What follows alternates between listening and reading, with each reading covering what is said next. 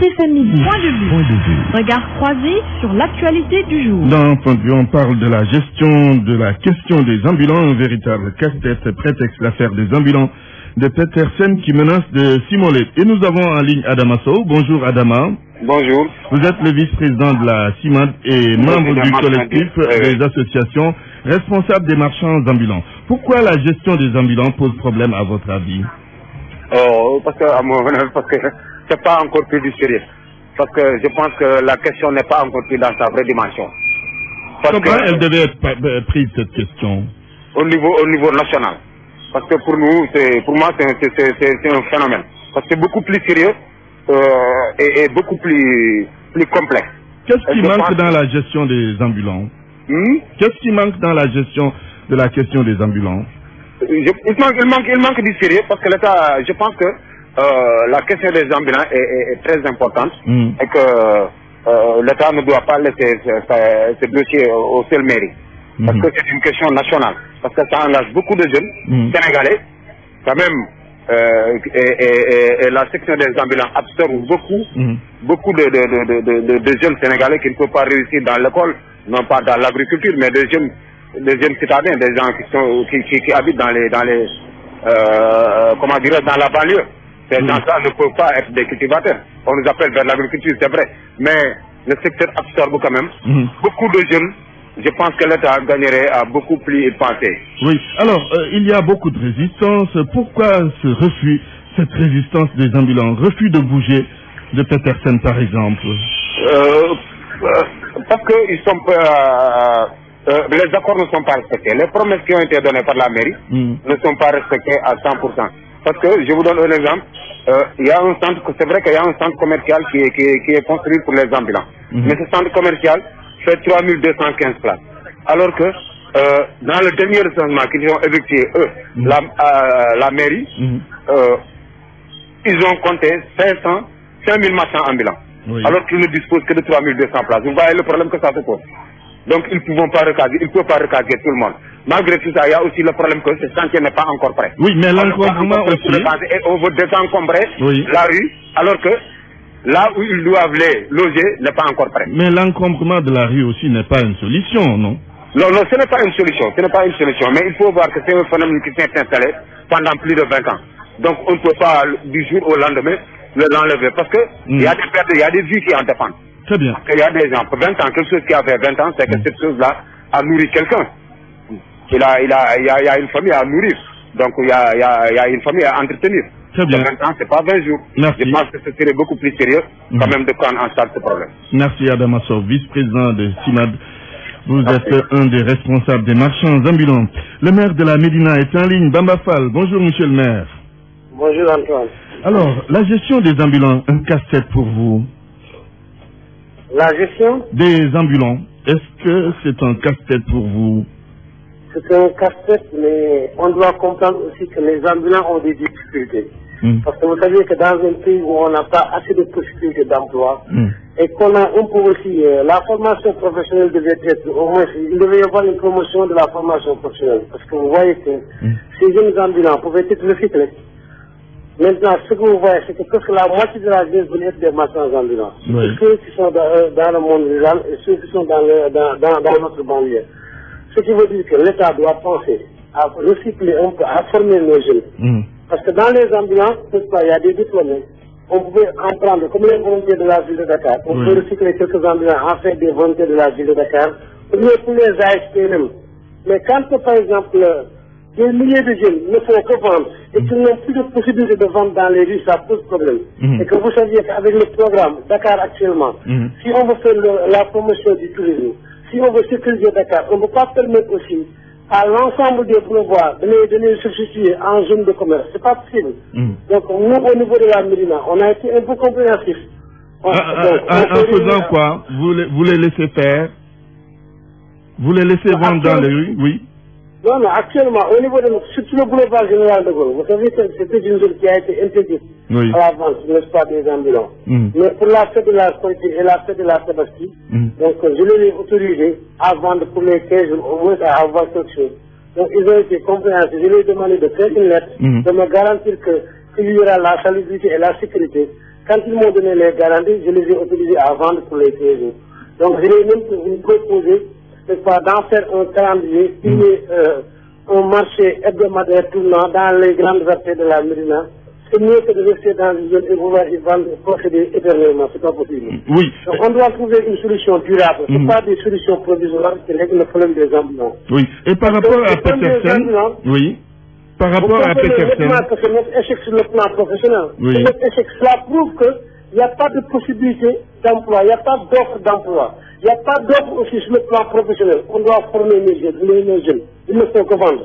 Très bien. Alors, Bamba Fall, par rapport à la gestion de l'affaire Petersen, qu'est-ce que vous en pensez? Par rapport à la gestion de l'affaire Petersen, les ambulants de Petersen. De Petersen? Oui. La façon dont cette affaire est gérée. C'est qu'on ne l'a pas dit.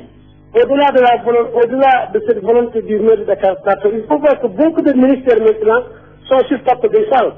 Et que de ces ministères, il y a les veilleurs de fonds qui doivent, n'est-ce pas, venir voir les ministres, il y a, n'est-ce pas, les diplomates et tant d'autres personnalités. Et actuellement, maintenant, laisser les ambulants là-bas pose un problème de circulation et de sécurité. Moi, je n'ai rien contre les ambulants, mais je pense qu'actuellement, tant que les ministères sont là-bas, ça poserait un peu de problème.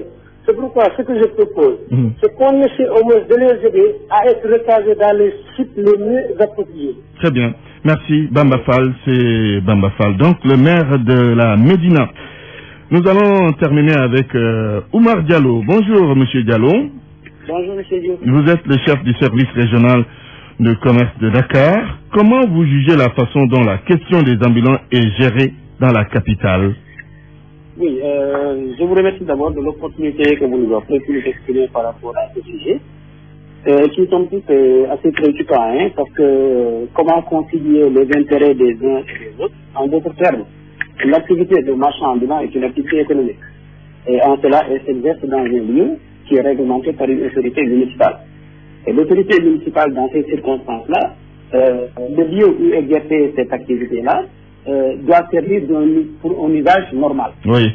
Et pour le cas précis de Petersen, l'usage normal de ce lieu-là était destiné à l'exercice de l'activité économique de marchand ambulant. Voilà moi la question que je me pose.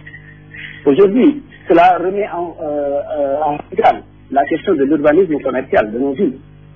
Parce que c'est une politique qu'il va falloir nécessairement implanter pour régler ce problème des marchands ambulants. Parce que quoi qu'on dise, cette activité-là, aujourd'hui, elle est reconnue de par la loi. Parce que les dispositions à la matière font que c'est une activité libre. Voilà. Vous pouvez simplement faire une déclaration d'inscription au niveau du registre de commerce. Oui. La personne physique est libre pour une profession de marchand ambulant. L'autre aspect juridiquement, c'est le lieu où s'exerce cette activité-là, c'est soit sur la voie publique, soit dans un lieu public. La voie publique, c'est la route ou les routes. Les lieux publics, c'est les halles, les marchés, les foires, etc. Et en ce sens, la mairie exerce son pouvoir de police. Il faut savoir concilier les deux. J'ai entendu le maire de la Médina, M. Fall, s'exprimer par rapport à la question, parce qu'il y a quand même une nécessité par rapport aux besoins de la tabaski, pour que ces gens-là puissent exercer naturellement cette activité économique. Il va falloir maintenant concilier les intérêts des uns et des autres et parvenir à une discussion par rapport à cela. Et quelle solution durable? Bon, sur la durabilité, nous pensons qu'il va falloir déjà encadrer l'activité. Voilà, parce que pour être marchand, je crois que c'est pas grave. Il suffit de faire une déclaration des études au niveau du registre de commerce. Mais aller dans le sens de réglementer maintenant la fonction, la profession de marchand ambulant. Parce que c'est des marchands sédentaires, c'est des commerçants qui ne sont pas sédentaires. Donc la fonction de marchand ambulant a une certaine définition qui doit recouvrer l'activité en elle-même.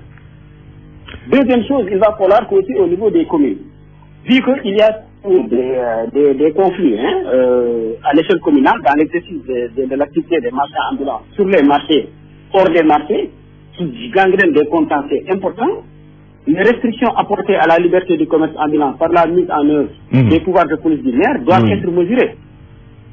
Et ces mesures-là doivent être vraiment prises de façon à ce que l'activité ne soit pas compromise. Et pour cela, il va falloir créer des espaces. Je vous ai parlé de marché, je vous ai parlé de foire, je vous ai parlé de fête. l'avenue Petersen n'est pas un lieu indiqué pour implanter véritablement un marché qui puisse permettre l'exercice de marchands ambulants. Il va falloir nécessairement que les communes créent des espaces où cette activité-là peut se faire, peut être exécutée. Merci en tout cas. Merci Oumar Diallo, chef du service régional de commerce de Dakar. Nous allons vraiment prendre le dernier intervenant pour boucler rapidement. Malik Mbaye, c'est le directeur général de l'ANOMO. Bonjour Malik. Oui, bonjour Antoine. Alors, rapidement, comment gérer cette question des ambulants? Question quand même casse-tête, hein? Non, question casse-tête qu'il faudra, je pense, régler par le biais de l'insertion. Antoine, il faut interroger l'origine sociale de ces jeunes. C'est souvent des déscolarisés. C'est souvent des gens qui ont été à l'école coranique, d'autres ont été à l'école à un certain niveau.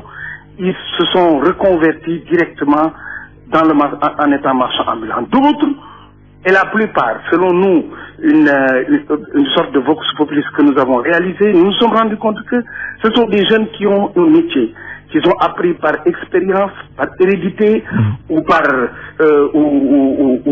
appétence, mais ils sont parce qu'il leur manque tout simplement l'équipement nécessaire à l'exercice de ces métiers qui peut leur permettre de vivre décemment.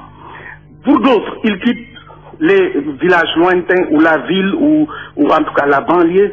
En venant à Dakar, ils ont un seul objectif, c'est de s'insérer.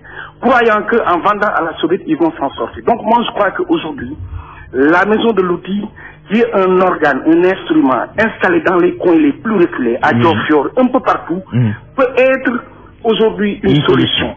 En faisant en sorte que, d'abord, en luttant contre l'exode rural, en faisant en sorte que les jeunes puissent trouver dans leur terroir respectif le cadre d'exercice pour l'accomplissement de ce métier qu'ils aiment, qu'ils ont hérité de leurs parents. Parfois, ils viennent à Dakar, comme nous autres citadins, nous allons à Paris, croyant que l'aventure, croyant que, en venant à Dakar, ils n'ont aucun lien affectif avec Dakar. Ils viennent parce qu'ils croient qu'ils vont s'en sortir. Je crois que c'est une question extrêmement sérieuse. Il faut prendre à bras le corps et éviter parfois de le prendre avec autant de passion. Sur un autre sujet maintenant, très rapidement, en tant qu'association d'élus, parce que nous sommes de l'Association nationale des élus départementaux, nous allons nous mener la médiation nécessaire en demandant l'implication du ministre de la décentralisation, qui est un ministère médiateur entre l'État, les collectivités et entre les collectivités et les populations. Très bien, merci. El Hadj Malik Mbaye, vous êtes le directeur général de l'ANOMO.